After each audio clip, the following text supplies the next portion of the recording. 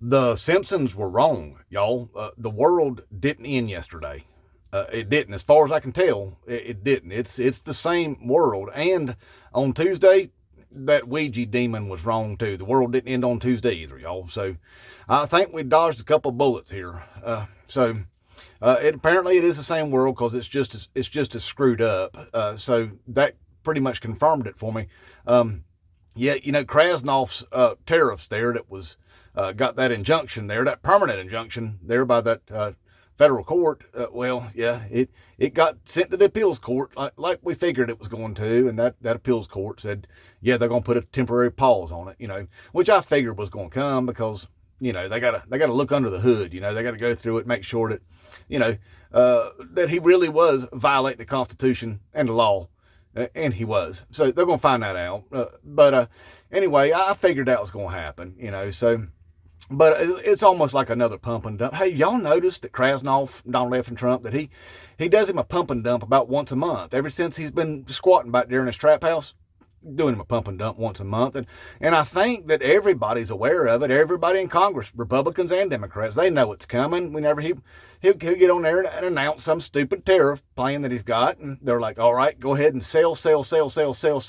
And then 24 hours later, he reverses it and they look, bye. Just a bunch of criming is what's going on here, I think, And maybe that judge decided, you know what? Let's do one more pump and dump. Just one more, But anyway, I expected it, But that's normal stuff here. But what's not normal is that I'm sitting here thinking about this. I'm still thinking about this law that they're trying to pass again in Texas, more laws against women's vibrating thingies, That law that they're wanting to pass there to require women to show ID to purchase these things online. It's a slippery slope, I'm telling you. It's creating a national database of women's vibrating thingies. And how are you going to enforce that? That's the thing I've been wondering is, how in the world are you going to enforce such a thing? You're going to have a whole team of people that work for some division of the government now. Small government, my ass. No, this is a whole division of the government that goes around the anti-orgasm patrol, y'all. The anti-orgasm patrol. Who's going to work for the anti-orgasm patrol? That's a horrible organization to work for. Look, hey, MAGA men, I don't know if you're aware of this, and you've probably heard of this before. Women used to have this thing they called hysteria. Have you ever heard of that? Yeah, they thought that women was crazy, y'all. So they'd send them out to the doctors and have their hysterias rubbed out of them, calm them down a little bit, subdue them, What you gonna do when you take the orgasms away from them, from their vibrating thingies? You go ahead, take their orgasms away from. Double dog, triple dare. Take them away from them. Oh boy, you're crazy. But anyway, but that whole thing there in Texas gives me another vibe there, since y'all going to need you a patrol of people going through women's panty drawers and their sock drawers and stuff and counting these things and making sure they got the right ones that they said they purchased, It ain't a different one, Same size, same power, same draw there, same RPMs. I don't know how far this thing's going to go, But anyway, it gives me the same vibe as another thing that you're obsessed with all the time. And that's where people go to the bathroom. Yeah, that right there. See, because that's just the Nazi thing to do, is you take the smallest thing you can think of and make it the biggest thing. That's called Nazi propaganda, and y'all are good at it, really good at it. Sharing that kind of stuff with each other, giving each other psychosis and those kind of things. Yeah, real good at it, but you're obsessed still with where people go to the bathroom, And that's that same vibe that I get out of your, the people in Texas there wanting to monitor what kind of vibrating thingies that women's has got over there. Same thing. Now, how are you gonna work this out here with your bathroom thing? Y'all gonna have to have a whole team of pecker checkers, y'all. Not a whole, just a team, a workforce, an entire new workforce of pecker checkers, and that's a lot of people. I mean, there's millions and millions of public bathrooms across this country, and you ain't just gonna staff it with one pecker checker. I'm guaranteeing it, one bathroom's gonna take at least a couple of pecker checkers to be able to control that, and I don't know what it pays, to be honest with you. I don't know what kind of job it's going to be. Is it entry level? I mean, is it something you do right out of high school, or something? I bet it's not. I wouldn't do it. I mean, if I had the option, I'd go work at the McDonald's, or I could be a pecker checker. I'm going to the McDonald's, I'm going to do that. See, because I couldn't work in one of them places anyway. I don't like me some public restrooms. I don't, y'all.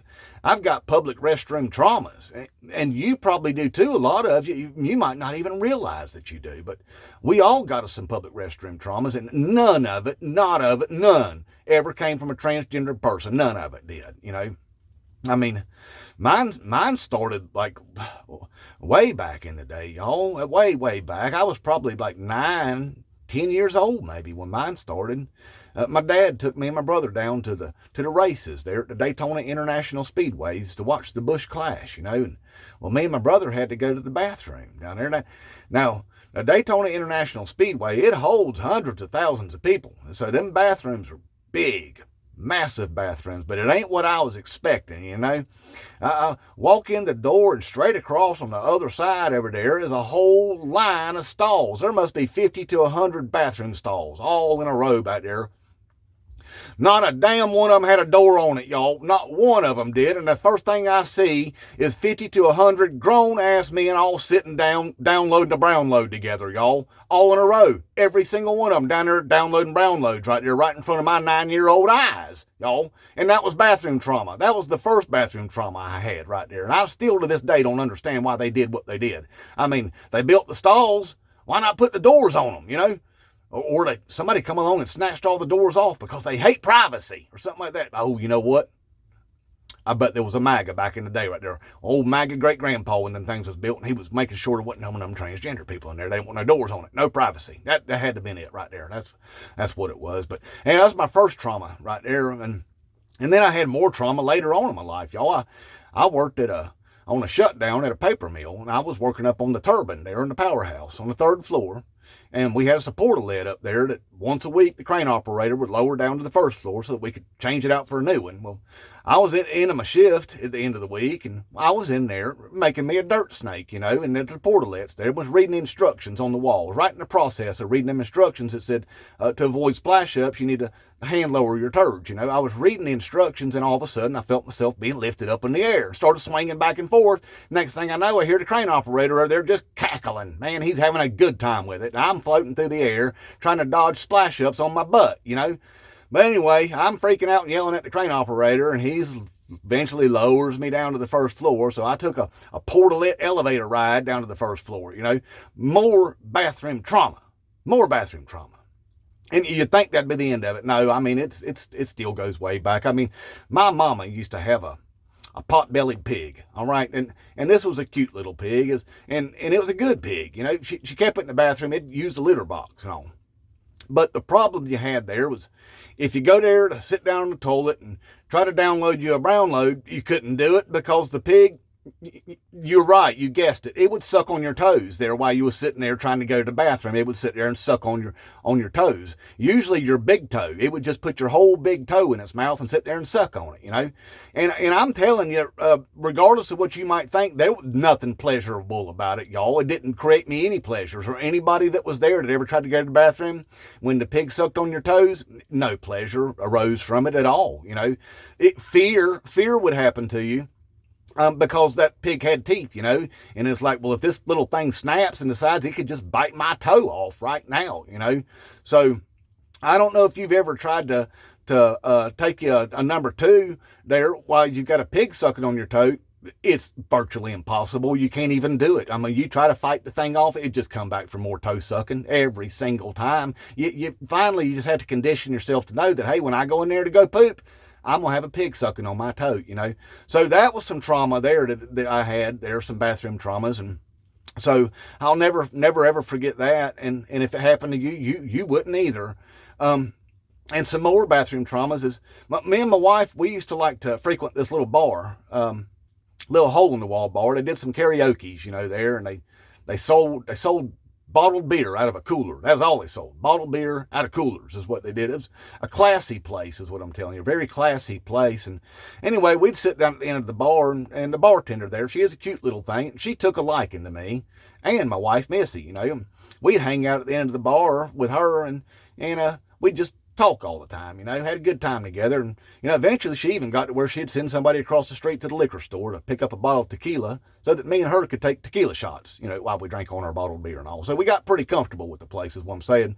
And pretty much everybody in the bar knew that I couldn't see worth a dang in there, but I did find my way to the bathroom and stuff. I knew where it was at, had it mapped out, had my favorite stall and all that. So I decided I was going to strike out there one night to head out to the bathroom to my favorite stall there. And I'm getting ready to go. And immediately I hear, whoa, whoa, whoa, whoa, whoa, buddy.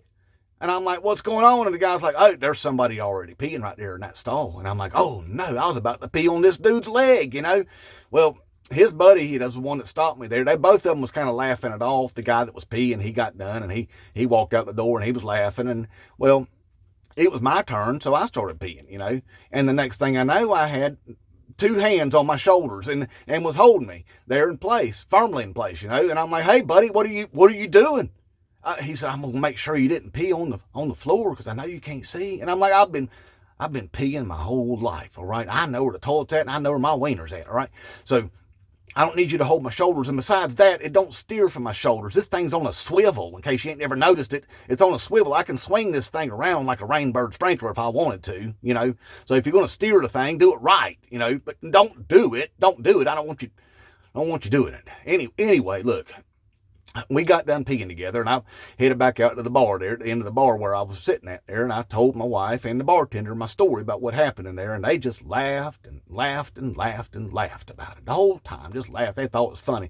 No, it wasn't funny. It was trauma, y'all. I don't know if you've ever almost peed on somebody on accident, It's trauma for you and the person you almost peed on, okay? And on top of that, if you've ever had somebody try to steer your peer while you're peeing, more trauma if it's uninvited. If it's uninvited, it's trauma is what it is. And I had two traumas hit me right in a row, right there in the same bathroom that night. It was a dark bathroom, too. I don't know why people don't put lights in bathrooms, in bars, where drunk people's at. But anyway, more trauma. So look, what I'm saying is, I've had so much bathroom trauma. Ain't none of it ever come from a transgendered person. I can't go work in one of them places, y'all. I can't be a Pecker checker. I couldn't do it. And I know there's a whole lot of other people that couldn't do it. And logistically, it wouldn't work out anyway. I mean, how would you even do it? You'd have to have men, a whole team of men, Pecker checking the men's bathrooms, and then a whole team of women Pecker checking the women's bathrooms is the way it would have to. You couldn't have it the other way around, or then you'd be creating the very problem that you're trying to avoid in the first place. That's what would happen. You can't do that. What would happen is you would turn the public restroom into a public display of affection. It would just turn into a giant cluster F is what would happen, literally. So it's a stupid idea is what I'm saying. And you're going to have a hard time finding people that's going to work in there in those jobs, all right? And we're going to need millions of those jobs. So anyway, I'm just saying, scrap that idea, you fake-ass patriots. I'm just letting you know, there's more important things that you should be worried about. There is. How about that big, beautiful bill that's sitting in the Senate that's going to take millions of people off of Medicaid, Medicare? How about that one right there? That same bill right there is going to hand trillions of dollars over to billionaires. That same bill that's going to raise our national debt by several more $trillion. That same bill that's going to try to hand Donald F. and Trump dictatorial powers. That same bill that's going to strip people of their ability to have food stamps and feed their children. That's what you should be worried about. Not what kind of vibrating thingies women might have, what they might be using to give them pleasure, because apparently out there in Texas, you men ain't capable of doing it for them. So they need at least 6. Anyway, there's more important things to be worried about than what people do in their own private life and what bathrooms people use.